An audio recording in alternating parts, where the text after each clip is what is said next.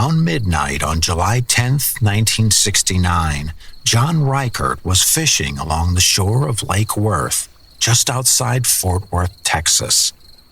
His car was parked nearby, close to Greer Island, and his wife Linda had stayed behind in the passenger seat to read while he fished. Two other couples were spending the night near the lake as well, parked not far away. There wasn't anything particularly unusual about what John and Linda were doing. They'd been out there before, and up until that point, it had been an ordinary summer night. John had been fishing near the water when he heard Linda scream. When he turned toward the car, he saw a large, pale figure on the hood, moving toward the passenger side where Linda was still sitting. John immediately ran back toward her, and as he got closer, he could finally see what was moving around the car. It looked perhaps 7 feet tall, covered in white hair and what appeared to be horns. Its hands were long, ending in fingers that looked almost like claws, and it was trying to reach Linda through the passenger side window. With his wife still inside the car, John went after it. For a few moments, he struggled with whatever was standing beside the passenger door, trying to force it away from Linda. Somehow, he managed to create enough space to get into the car himself, and the moment he was behind the wheel, he got them out of there as fast as he could. The creature came after them as they escaped, lunging toward the moving car and grabbing at the side.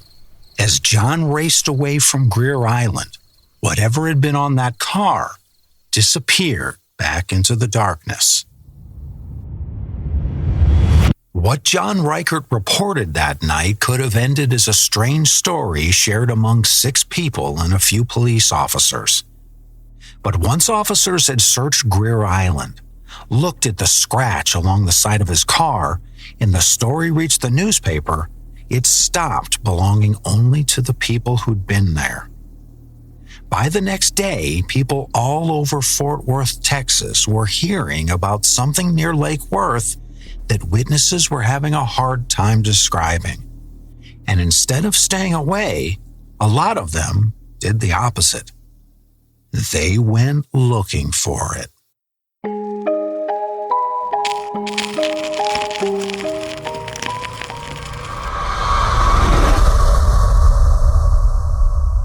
I'm your host, Robert Barber. In the summer of 1969, John Reichert went to the police with a story about something he and his wife had encountered near Greer Island on the shore of Lake Worth, Texas. Within days, other people were reporting strange encounters of their own, and crowds began gathering near the lake, hoping to see whatever was out there. What followed included police searches, possible hoaxes, a mysterious photograph, and a creature that would become part of Fort Worth folklore.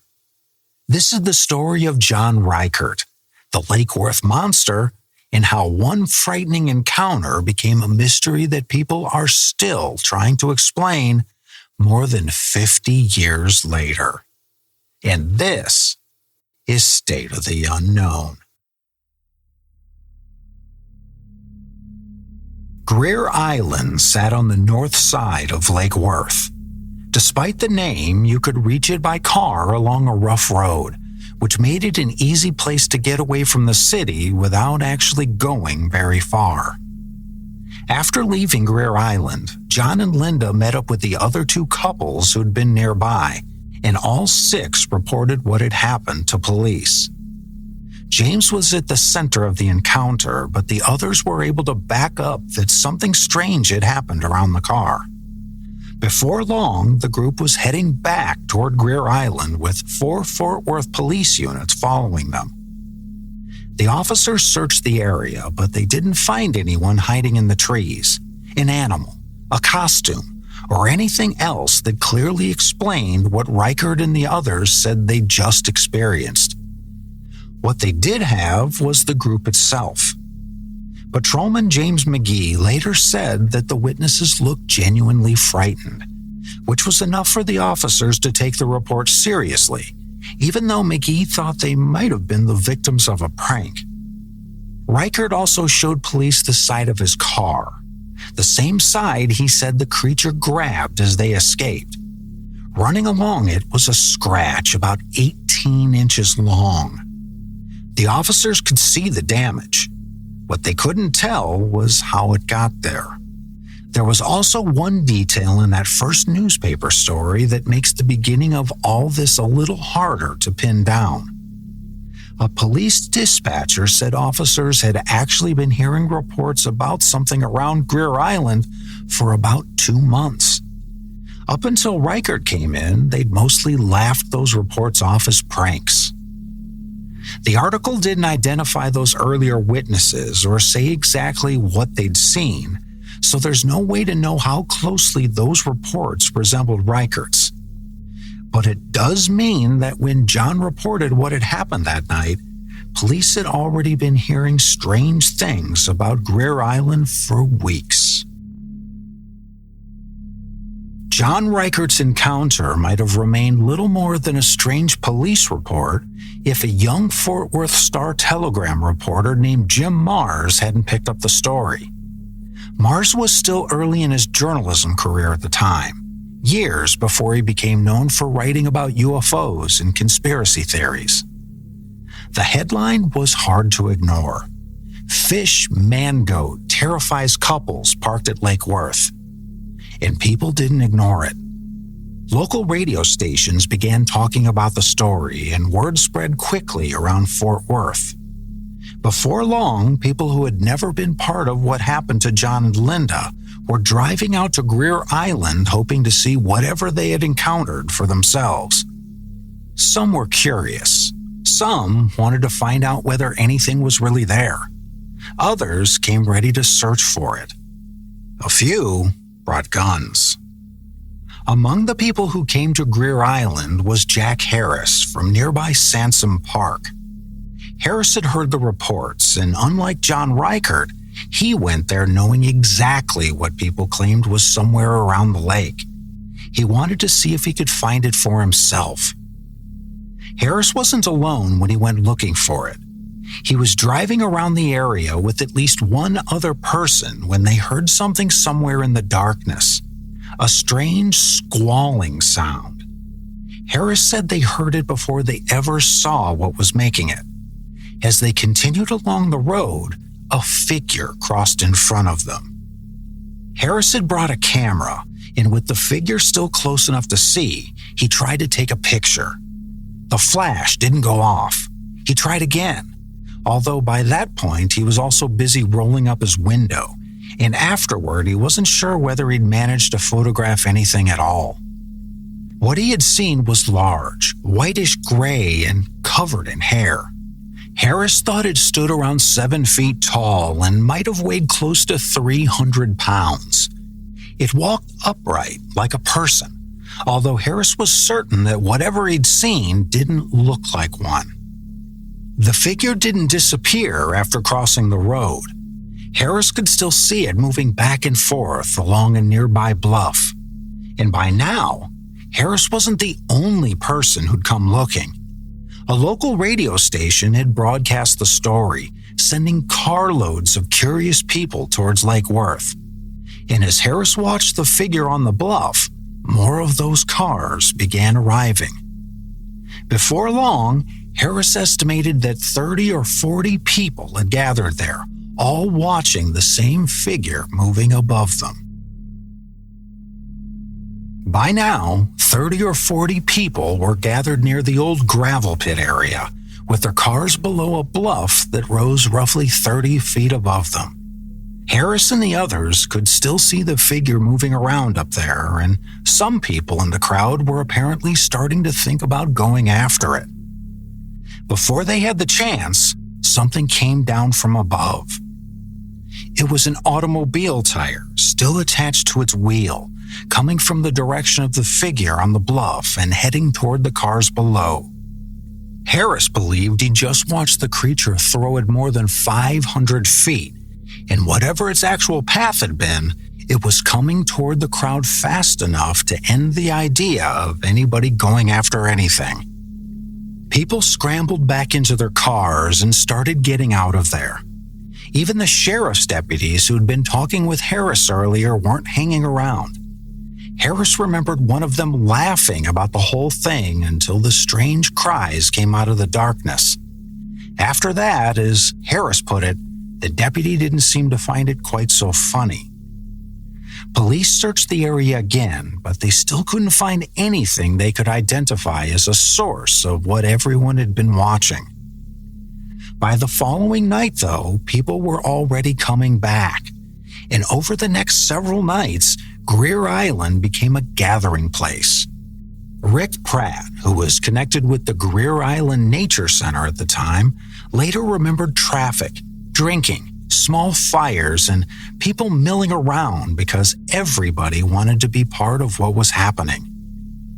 Some people came to search. Others came to watch the people searching.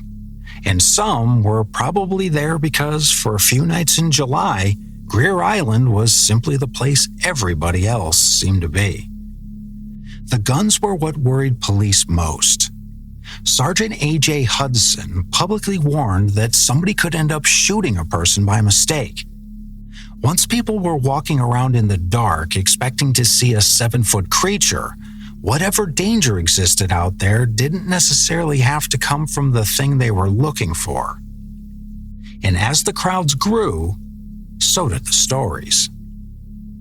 People talked about large tracks, damaged property, broken tree limbs, livestock, and more sightings. Some of those stories are hard to trace now to a specific witness or a solid contemporary record, and over time they became mixed in with later versions of the legend. But in the moment, each new story gave people another reason to go back. For a couple of weeks, Lake Worth had turned into a monster hunt, and by then, the hunt was creating its own momentum. That doesn't mean the reports that followed were false, but the conditions around them were completely different from the quiet night when Reichert first encountered something near his car. Now people were arriving already expecting to see a monster. They were watching every movement, listening for every unusual sound, and in at least some cases, actively trying to find it. And that makes the later reports harder to separate from everything happening around them. Eventually, the crowds began to thin. People stopped coming in the same numbers. The police concern eased. And Greer Island gradually went back to being a place beside the lake instead of the center of a nightly monster hunt. The reports didn't disappear completely, though. In November, a man named Charles Buchanan said he'd had an encounter near Greer Island with a large gorilla-like figure. According to the version that survived, Buchanan was near his truck when the figure knocked or pulled him down. He said he got away after distracting it with a bag that had leftover chicken inside. Buchanan's story isn't documented as strongly as the reports from July, and most of the details survive through later retellings. But even months after the crowds had faded, people were still reporting encounters around Greer Island. A few months later, on November 19th, 22-year-old Alan Plaster was driving west along Shoreline Road with two friends at around 1:35 in the morning when they noticed a large, light-colored shape in the grass on the side of the road. As they passed, Plaster saw the figure stand up. He had a Polaroid camera with him and managed to get a picture. The photograph isn't clear. It shows a pale, upright-looking shape at a distance, without enough detail to make out a face, fur, scales, or really any of the features people had been describing over the summer. But unlike Harris, Plaster had come away from his encounter with a photograph, and that Polaroid would remain connected to the Lake Worth monster story for decades. Plaster gave the Polaroid to Sally Ann Clark, a local woman who'd become deeply interested in what was happening around Lake Worth. Clark began collecting witness accounts and talking to people connected to the sightings, and before 1969 was over, she self-published a book called The Lake Worth Monster of Greer Island. Clark also said she'd encountered the creature herself, and her book would play a big role in shaping how people came to picture the Lake Worth monster. As the years went on, the thing people talked about at Lake Worth became less like a group of conflicting descriptions and more like one recognizable creature, the Goatman. The earliest accounts hadn't described exactly the same thing. Some people talked about hair. Others mentioned scales. Others focused more on the size of the figure or the way that it moved. But once there was a book, a photograph, and a name people could keep repeating, one version gradually became more familiar than the others. Greer Island eventually became part of the Fort Worth Nature Center and Refuge, and the monster became part of the place's identity. Kids who hadn't been alive in 1969 were showing up already knowing the story. The Nature Center eventually embraced it with community events like the Lake Worth Monster Bash. By then, the story had moved far beyond the people who first called police. But the people who were actually there in 1969 didn't all carry the story forward the same way.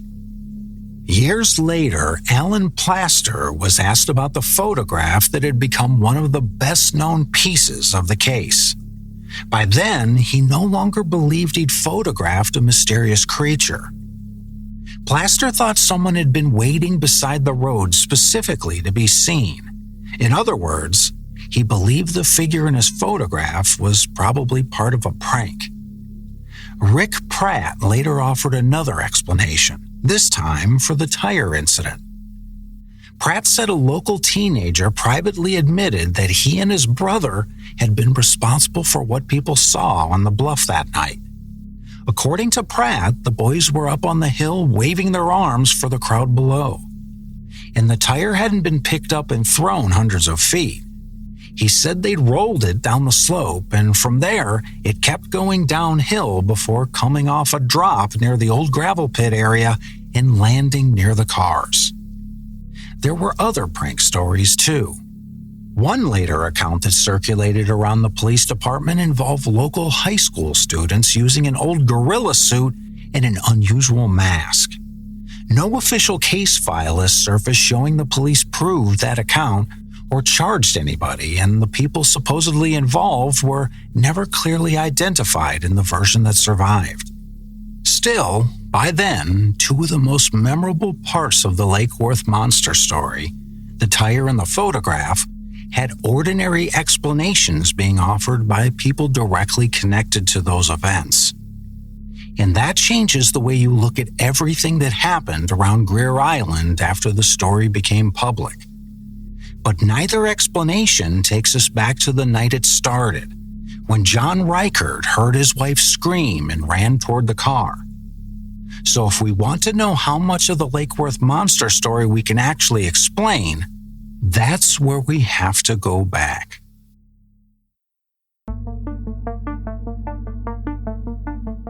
Once you strip away everything the Lake Worth monster became over the years, the case really comes back to John Reichert. There were 6 people around Greer Island that night. They reported what happened to police. 4 Fort Worth police units responded, and Patrolman James McGee said the witnesses appeared genuinely frightened. Officers also saw the scratch along the side of Reichert's car. Those are the parts we can document. What we can't establish is what caused that damage or what the group actually encountered. There's no known photograph of the scratch, no hair sample, no track tied directly to Reichert's encounter, and police didn't find a person, animal, costume, or anything else that explained what the witnesses said they'd seen. Even at the time, police were considering much more ordinary possibilities. McGee wondered whether someone in a costume might have been involved, or whether pranksters could have thrown some kind of dummy onto the car. So the officers could believe Reichert and the others were genuinely frightened without necessarily believing they'd correctly understood what frightened them. The descriptions also make the case harder to simplify. Reichert described something large and pale, with hair, possible horns, and long claw-like hands. Jack Harris later described a whitish-gray, hairy figure walking upright. Other details became more specific as the story was repeated, especially once Sally Ann Clark's book helped shape the creature people eventually came to know as the Goatman. The Lake Worth monster we remember today is more consistent than the original witness descriptions were. And once the story became public, there's good reason to think at least some people started feeding it. The tire incident is probably the clearest example. People at Greer Island believed they'd watched a figure on the bluff throw a tire hundreds of feet towards the cars below. Years later, Rick Pratt said a local teenager privately admitted that he and his brother had been responsible. According to Pratt, they rolled the tire downhill, and the slope and drop near the old gravel pit carried it toward the crowd. If Pratt was right, that turns one of the creature's most extraordinary displays of strength into a prank helped along by gravity. The problem is that the supposed prankster was never publicly identified, so Pratt's story isn't the same thing as having a documented confession that we can independently verify. Alan Plaster's photograph has a similar problem. The photograph is real, and there's a light-colored upright figure in it. But the image doesn't contain enough detail to tell us what the figure actually was. More importantly, Plaster himself eventually came to believe the encounter had probably been staged. That matters because Plaster wasn't simply a skeptic looking at the photograph decades later.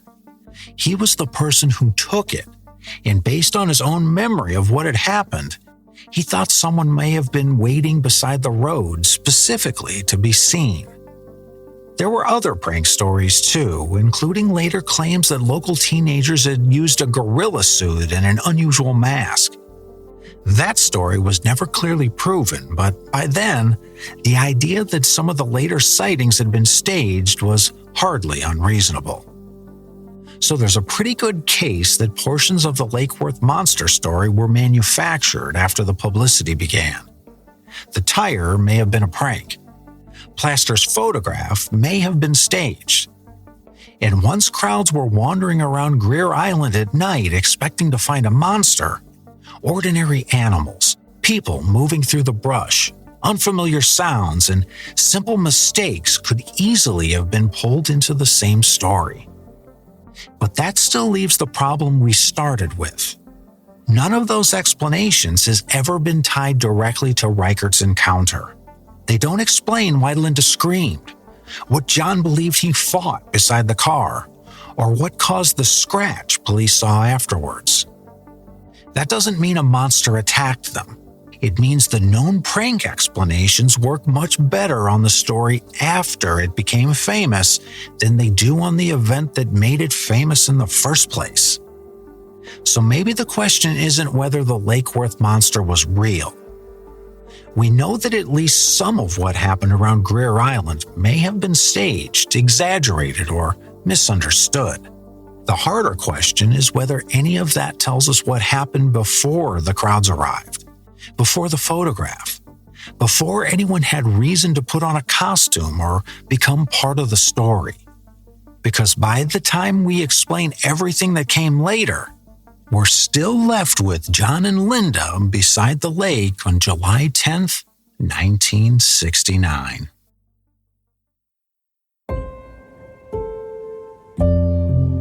What stayed with me about this story was John and Linda Reichert. Because when you hear the Lake Worth monster story now, it's easy to picture everything that came later. The Goatman, the photograph, the tire flying toward the crowd of people, hundreds of curious people showing up at Greer Island hoping they'd be the next ones to see it. But none of that existed when John went fishing that night. Linda was sitting in the car reading.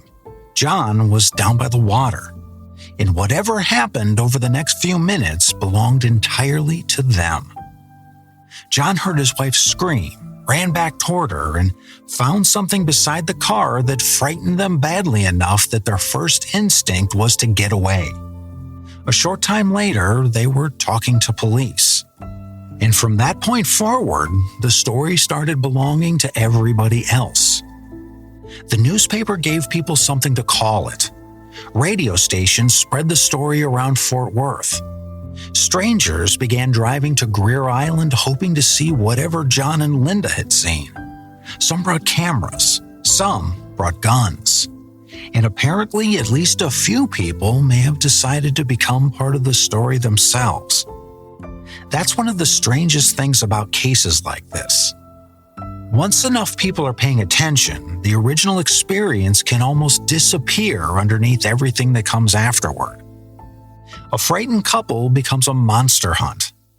Conflicting descriptions become a goat man. A blurry photograph becomes an artifact. And eventually something that happened to a handful of people on an ordinary summer night becomes part of the identity of a place. More than 50 years later, we can pull all of that apart. We can find plausible explanations for the tire. We can question the photograph. We can trace how the creature changed as the story was repeated. And we can see all the places where pranks, expectation, and folklore probably became mixed together. But none of that takes us back into the car with John and Linda. And I think that's why their part of the story stays with me. Because underneath all the mythology is a much smaller question. What happened to them? Maybe they encountered an elaborate prank that nobody ever admitted to. Maybe in the confusion and darkness, something ordinary became something much stranger. Or maybe there was something around Greer Island that night that we've simply never identified. I don't know. And after everything that happened, the crowds, the police searches, the newspaper stories, the photograph, the book, and the more than 50 years of people retelling it, I'm not sure John Reichert ever knew either. Sometimes a story can grow large enough that everyone knows what to call the thing you saw. That doesn't mean anyone ever figured out what it was. This has been State of the Unknown. More than 50 years later, Greer Island still carries the Lake Worth monster story. The photograph, the newspaper headlines, and the Goatman legend all came later. But the first physical thing police documented was much smaller, an 18-inch scratch along the side of John Reichert's car, with no agreed answer for how it got there. If you've been enjoying these stories, leaving a rating or review in your podcast app really does help more people find the show. On Spotify, it's just a tap of the stars. On Apple Podcasts, you can even leave a short written review. And I really want to thank those of you who've taken a few minutes out of your day to leave a rating, a review, or a comment.